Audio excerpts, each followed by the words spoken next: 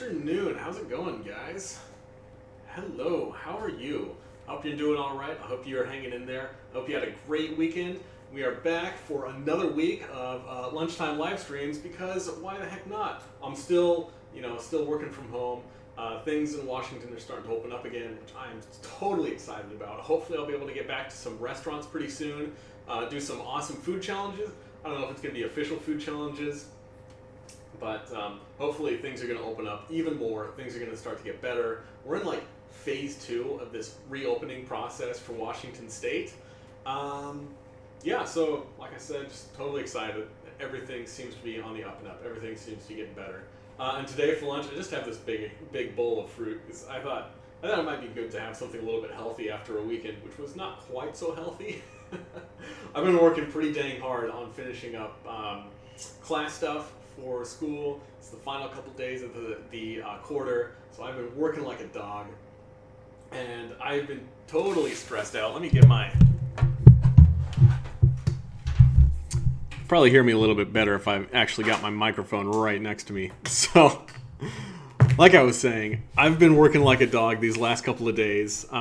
This last week to wrap up my school quarter, haven't been able to concentrate quite as well on eating healthfully. So I figured, why the heck not just eat a giant bowl of vitamins and fructose and stuff like that. Oh my gosh. These are, I believe they were Crips Pink apples. Which are basically the same as like Pink Lady apples. They go by a couple of different names.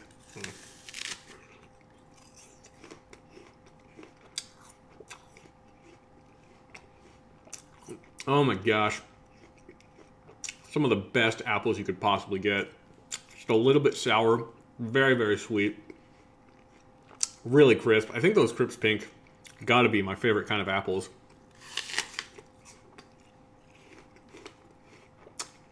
Really great for just eating.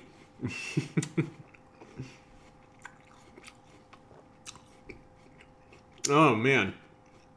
All right, guys. Thank you guys for everyone who's joining me today in the live stream.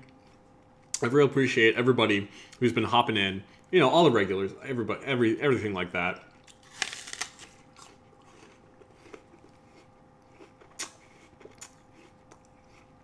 I mean, the last couple of months, like, the world has been an absolutely insane place. So it's nice for me to have this like daily routine where I can, hop on. I just know that every day around lunch, I'm going to get a big plate of food or a big bowl of food. Hang out with people. It kind of keeps me centered, keeps me grounded. A little bit of routine.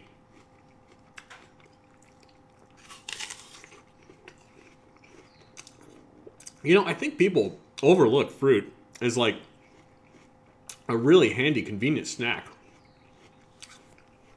I mean, anything here would be a great snack. Super low in calories too. Basically like a little package of water with a couple grams of sugar in it.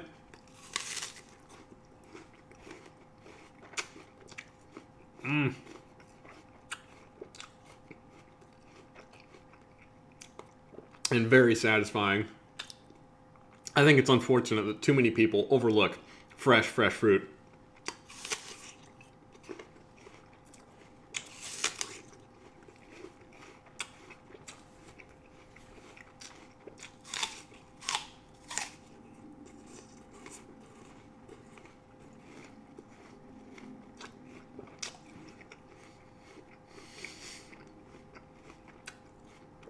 At least I know it's that way in the United States. I've noticed anytime I travel around the world, the few times that I have, seems like people outside of the United States appreciate, fruits, plants, stuff like that a little bit more. I still remember going to Majorca, like years ago. I think it was 2012, 2013, something like that. I was in Majorca buying fresh walnuts in the shell, and they were just everywhere at all different stores. It was so cool to be able to, pick up some walnuts in the shells, learn how to crack them by myself. Not using a walnut cracker, just like taking 2 walnuts and kind of squeezing them together, and they'd crack open a little bit. And one thing is that if you do have an apple, It's down to just this, the apple core. I always thought it was a little bit strange that like people just gave up on this right here. I mean, I guess, you know, there's this little bit down here that kind of looks like, well, I think we all know what it looks like. I don't think we need to talk about it too much. So maybe that's the reason why, but I always wondered why people didn't eat the core of an apple. I feel like it's perfectly fine.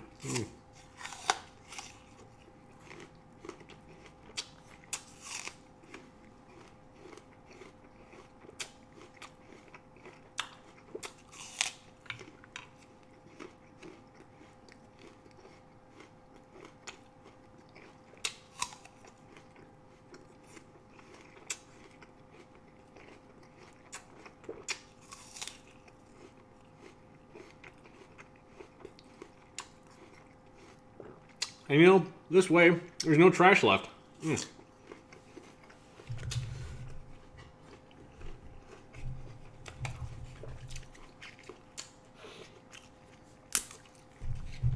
All right, looks like we've got the Erics in the chat. Thank you, Eric Winneker. Thank you, Eric Gunnarsson, for hopping in today. Eric Winneker, you say, "Hey, Steve, sounds good now." Is that the new Little Debbie fruit bowl? Little Debbie brand? Well, no, I don't think it's Little Debbie brand. Every now and then you do see, you know, some kind of brand like starting to advertise on fruit. I think it's basically like a good faith program to try to get fruit to be more popular in the United States. I don't think it's ever really worked terribly well, though. Eric Gunnarsson says, great to start a new week with some fresh fruit. Hi to everyone in the U.S. Well, hey, man, thank you for popping in, of course, as always. Eric Winnicky, you say, don't eat the banana skin. No, don't worry, I'm not planning on eating the banana skin. I wasn't going to make this some kind of weird video where I just eat, like, unusual parts of the fruit. It's just apples. Like, I'll eat an apple core, and that's about it. Bananas, another great little snack to have. AJ, you say, hey Steve, of all the things I've seen you eat, I think this is the weirdest. A big bowl of fruit? I hope it's not the weirdest. Like, honestly, this is pretty typical for the kind of stuff that I would eat when the camera's off. So if anybody's ever wondering what I eat when the camera's off, lots of plants, lots of fruits, lots of veggies, that kind of thing.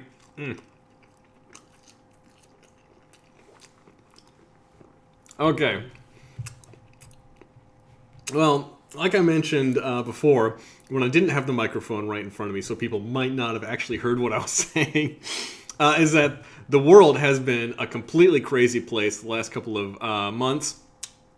Or, yeah, I guess the world has. Yeah, it's just the United States that's been even more crazy, like turn it up to 11 in the last week or so. But back in, let's see, when did it start? I think the coronavirus was first identified like late 2019 in China, and it only became a worldwide thing like in February and March of this year. So one thing that I noticed when one thing that I don't really talk about a whole lot because it does kind of make me sound like a little bit of a miser, and I don't want to sound like some greedy, money grubbing guy. But I do trade a lot of stocks, so not much anymore. I think the stock market's it's been super volatile the last couple of months. Like I had no idea which direction it was going to go. So yeah, I've been taking a break from it a little bit. But I used to day trade pretty frequently. So let's see. This is a graph of. Can I pop this up a little bit bigger? Yeah, there we go. Can kind of see that a little bit more. So this is a graph of the Dow Jones Industrial Average, which is basically like a graph of the direction that the stock market generally goes. Let's see, late last year, in the United States anyway, everything was chugging along just fine. Let's see, if I crack this open even larger. See, with the Obama presidency, when Trump came into office, it was really good for business, so like things kept on going up and up and up and up and up and up, but crack it back down to just 6 month view. All of a sudden the coronavirus hit and America shut down and everything just plummeted. Like everything hit rock bottom. I wouldn't say rock bottom. It wiped out all of the gains. Like, it was the biggest stock market drop since the Great Depression back in back in World War II, like early 20th century time for the United States. Now, one thing that really, some companies were hit even harder than most other companies, than average, I should say. So, like, if you checked out Lyft, Uber were hit pretty hard. One of the industries that was hit really hard was the airline industry. So let's check out a couple of airline stocks. So Southwest Airline, for example, was up around $55 to $60 per share before this big crash, and then it just plummeted down to, what was its low? Probably around $24, so it lost more than half of its value. Oh my gosh. That would be painful if you own some of that stock. Now, right after the coronavirus thing did hit, one of the companies that I invested in was Boeing. Because, let's pop this guy open. Let's see, Boeing was up around $350, $340 beforehand, which is pretty expensive. Boeing is it's been around for a long freaking time. Let's see how big I can get this thing. Go to the max. Boeing has been trading stocks since the 1960s. So, yeah, it's been around for quite a while. So, anyway. And it's a pretty reliable stock. It's one of those ones that you kind of invest in just to, like, let your money sit there for a while so it can kind of, like, grow really slowly over time. But anyway, of course, all the airlines shut down. Nobody was flying anywhere. And, some crazy things happened. So I knew that Boeing stock was just going to plummet just like any of the other airline stocks. And lo and behold, it dropped down to less than $100 per share. Got $95 at the lowest on March 20th.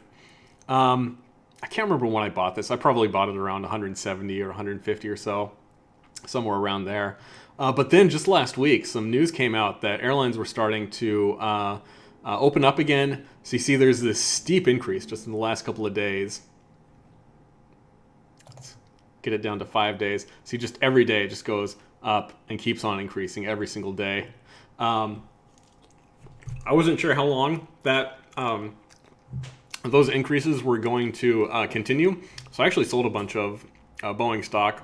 I sold all the Boeing stock that I bought a couple months ago, last Friday, for $215. And I ended up with, like, I feel kind of bad for profiteering, for profiting off this big disaster, but, like, I did. So I got a little bit of money in my hand and a little bit of extra money in my pocket.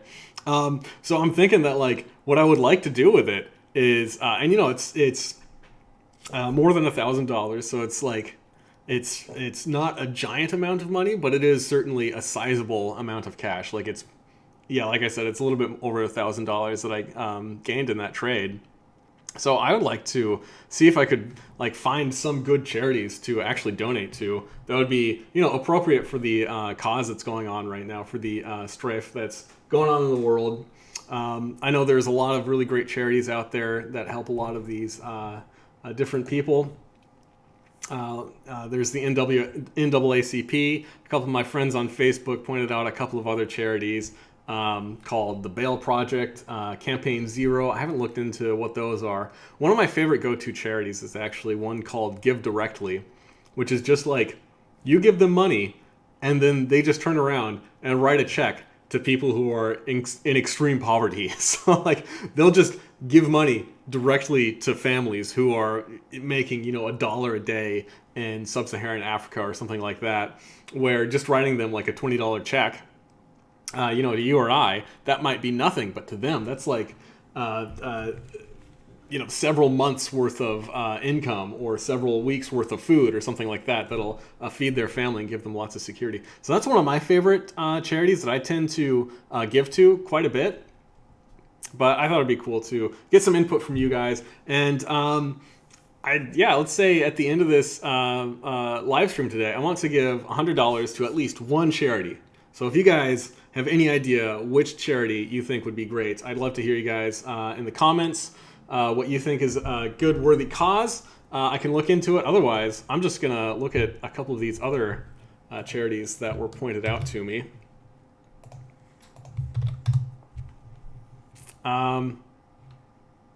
Let's see. I can't navigate away too much because I do have... Oh, come on. I asked you to load, please. You guys weren't supposed to see that empty tab. And who knows, I may still be going back and trying to buy some more stock because let's see, what are some other companies that are really struggling right now? Lyft and Uber, they've been up and down ever since. Oh, hey, look at that. Lyft is going up in the world these next couple of days. I think there are a couple of companies that are going to be increasing in the next couple of days because things are starting to reopen. I think that Uber is probably going to be a little bit more resilient than Lyft because more and more people in this area and around the tech hubs like San Francisco and Los Angeles are working from home, and Uber, delivers food to people. They have those services. So I think that Uber is going to be a little bit more resilient while everybody's working from home. People are moving around a lot less, and Lyft is basically solely just driving people around back and forth. So I think that Uber is going to be a little bit more resilient than Lyft. What are some other ones? Disney. I guess Disney is a little bit too diversified. They're probably just going to follow the averages, the indices. Let's see. What are some other ones? Cruise lines are super bad hit. I don't know enough about cruise lines though to invest in them, so I'm not gonna touch it.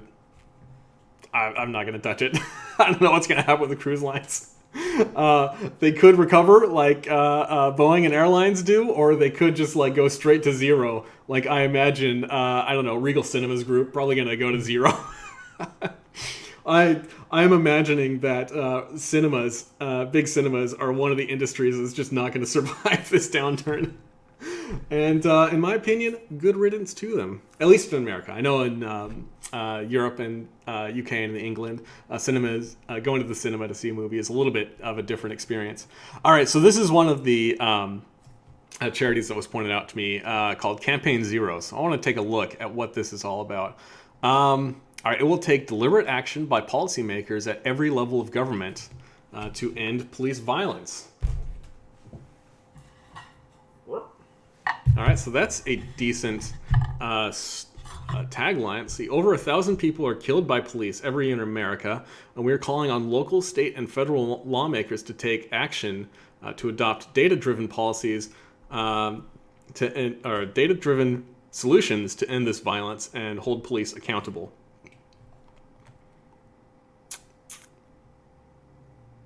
Here are the urgent actions local, state, and police officials should take. Let's take a look at this. While that infographic is loading, I am going to open up something that a lot of people don't think of as a fruit, but it is an avocado. Man, this website's going real slow. And I have some super hot internet. Microsoft is funding me to have this. Oh gosh, what kind of internet did I get? I don't know. I'm paying $150 a month for my internet right now because Microsoft is funding me while I'm working on a game for them. Anyway, let's look at this.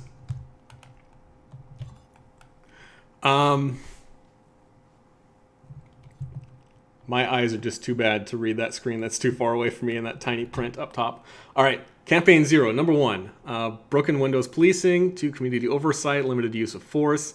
Independently investigate and prosecute. Community representation. Body cams and filming for the police. Training. End the for-profit policing. Demilitarization. There we go. And fair police union contracts. Okay, well that all sounds pretty good. Um, I don't know. Is this how you guys usually eat avocado? I don't know.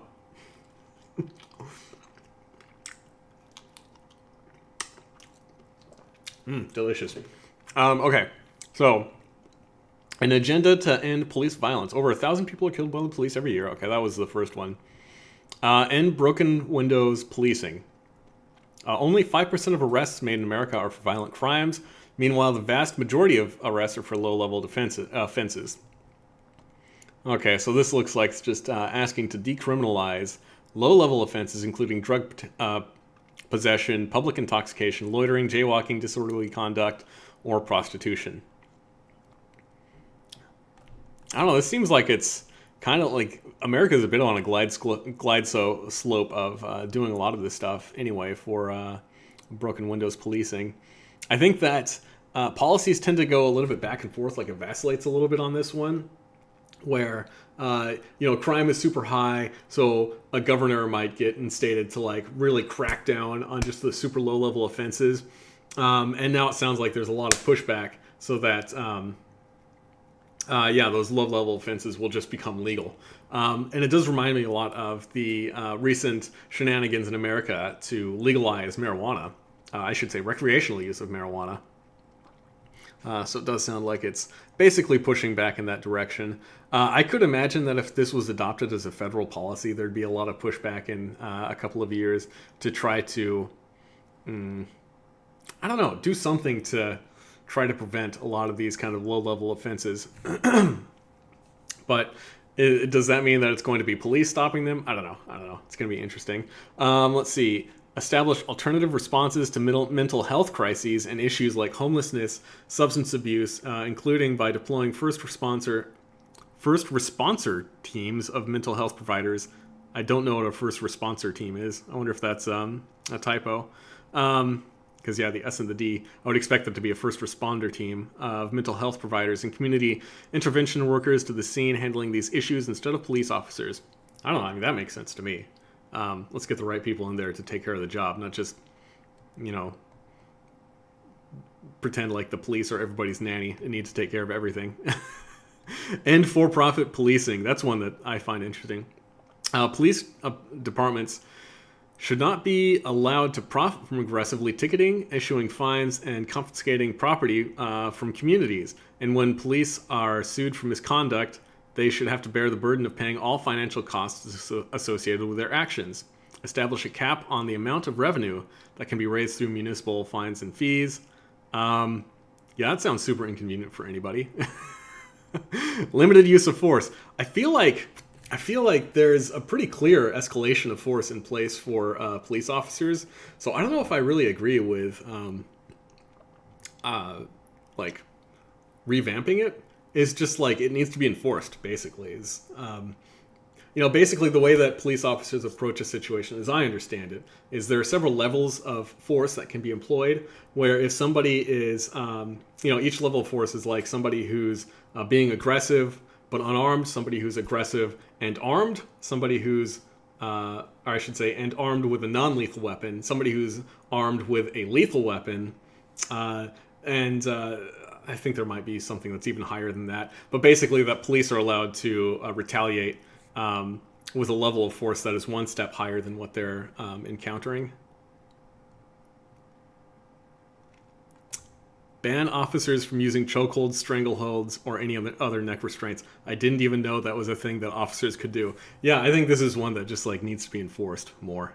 Maybe it needs to be written down so that it's established as law. Demilitarization. The federal 1033 program transfers military weapons and police departments, including grenade launchers and tanks. Departments that receive more of these weapons are more likely to kill. Good grief, I didn't know that police had tanks. That sounds pretty bonkers in my opinion. Oh my gosh. Oh my goodness. Ooh, AJ, I see that you're mentioning a couple of charities in the chat. Say, I like to donate to the Human Rights Campaign, ACLU, Coalition for Homelessness, Medicine Sans Frontiers, I have no idea what that last one is. Is that like a? Looks like it might be French. So yeah, I'd have to translate that. I'm sure I butchered whatever that translation was because yeah, my reading of that is medicine without frontiers. But I have a feeling that sans in the middle probably means something other than the Latin translation. Corinne says, hello from France. I love sugar, just avoid the fat. Yeah, I certainly love sugar too. I'm eating plenty of fat though with it. So, and speaking of that, I'm gonna have a little bit of avocado, just a bit of coarse sea salt. Nope, it's fine sea salt, in fact.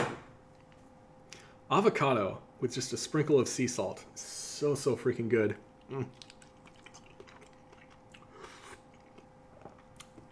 AJ, it's Doctors Without Borders. Okay, so yes, it probably is the same. Yes, I have heard of Doctors Without Borders. That one actually makes a little bit more sense to me. So I think those are all great charities, actually. I think those are all really great.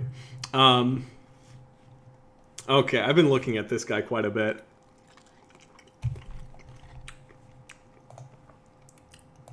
The other one that my buddy pointed out to me was something called the Bail Project, which I think it sounds pretty straightforward. Basically, that a lot of folks are put in prison with they're held in prison after being arrested with a bail that's kind of like it's basically punitive. So let's see here. After cash bail, a framework for reimagining pretrial justice, most Americans recognize that our current pretrial system must change. This document outlines a roadmap to a more just, equitable, and humane pretrial system. So yeah, it's basically that people, when they are arrested, before a trial happens, they're like held in jail on bail. That's it's punitive. It's basically making sure that they can't be taken out of jail. So instead of for these really low-level, like, non-crimes, basically, misdemeanors and stuff, they're basically in jail. This is a lot of text, so I don't think I'm going to read it. Oh my goodness, this is a lot of text. This is... Oh my goodness. I think I get the basic gist of it. It's just reforming the bail process so that it's a little bit more equitable to folks who are hurting.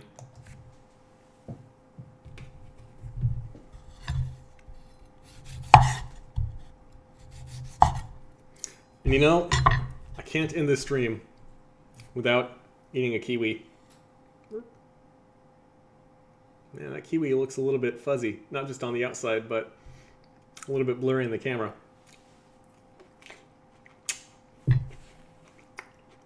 Kiwi fruit is actually one of my favorites from long ago. I remember my mother used to buy me these as a treat because they taste a little bit like a cross between an apple and a strawberry. Two of my favorite fruits. So, I love kiwis.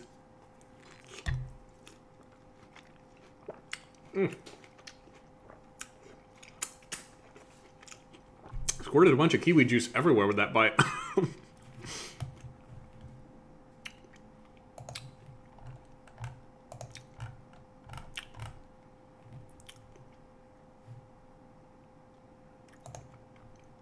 All right, so what do you guys think? Shall I kick a few dollars to Campaign Zero to reform police, or the Bail Project to try to help folks in pretrial justice? Do we have an opinion one way or another? I think I'm going to eat another piece of fruit and see if the chat catches up. I'm going to check, see if anybody responded to a tweet that I sent out right before the stream.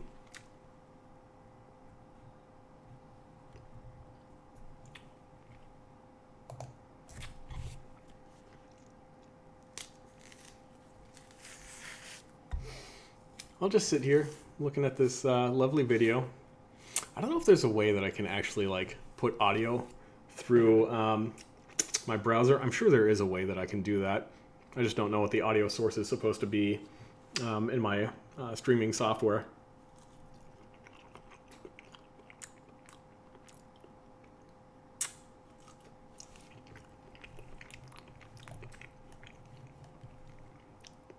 Oh, hey, look at that. You even got... Oh, cool. Oh, the Bale project even has a little box where you can... look at that. Where you can say that you need help. Reach out to them directly. See if you can't get help with paying Bale. So I wonder if I made a donate to... or if I made a donation to these guys who would, like, directly... go to help a specific individual. I really like that idea, actually. So I think the Bale Project's going to be the guys who get my money today. $100! Yes, I want to continue. Ooh, I don't know if I want to show people my credit card numbers, so I'm going to turn this off real quick.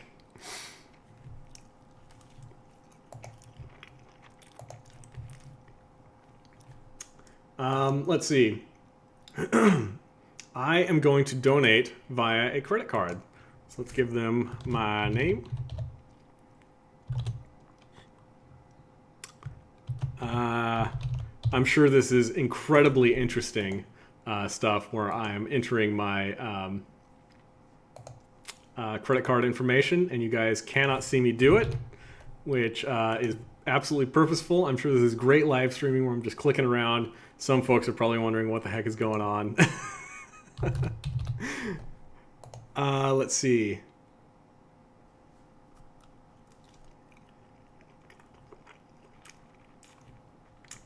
Whoa. I clicked incorrectly. I was about to donate $2,500, which would have been a little bit too generous for me. That would have been incredibly generous. Okay, let's see. I'm going to add $2.56 to cover my charge so that these guys actually get $100. And I donate just slightly over $100.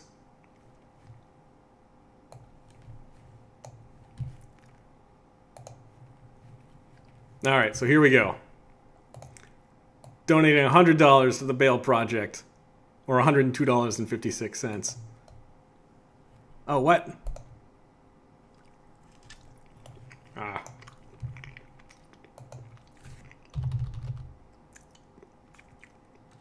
I need to also add my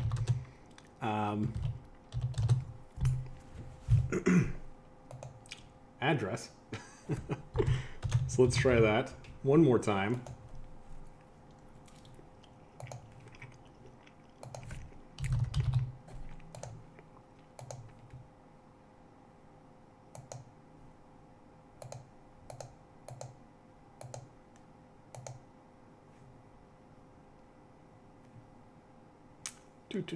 Got a little spinning wheel. Oh my goodness, you guys, you were making this so difficult for me. Okay, here we go. So they say, thank you. Your $102.56 donation to the Bale Project has been processed, and a receipt will be sent to you via email. Okay, cool. So there you go. Today is Monday, June 8th. And for lunch, I had a bowl of fruit and I donated $100. So I'm going to be continuing to do this every single day. I'm probably going to be, I don't know if I'm going to make every single day talking about different charities, but hopefully I can take a couple of minutes out of the end of every single live stream for the rest of this week and just kick $100 to a different charity. And as long as you guys are tuning in, I definitely want to hear what you guys think are worthy causes, so that I'm not just, giving to the same old charities that I always give to, because I want to know what else is out there. I'd never heard of either of these projects before this week, so definitely worthy causes. Thank you guys for hanging out with me today. I'm going to close this window down now that I'm done, give money away. getting indulgences for my soul, I guess, so that I don't feel like quite the miser, quite the money grubber from all of my stock trading, all that stuff that I do. All right, so anyway, thank you guys for hanging out with me today. I look forward to doing it again tomorrow. You guys know where to find me, live streaming every single day, having some lunch, eating something delicious, whether it's something kind of strange. Ooh, I did not have a single peach while we were talking this entire time, so I'm going to take a couple bites of this peach. Delicious.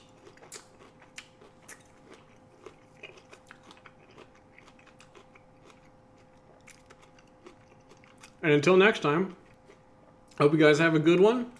Hope you guys are staying safe out there. Hope you guys are doing everything you can to help out people around you that are in need. Obviously, a lot of people in the world right now are in need. So we need to help each other out. We need to help lift each other up. And until next time, peace out. You guys take it easy.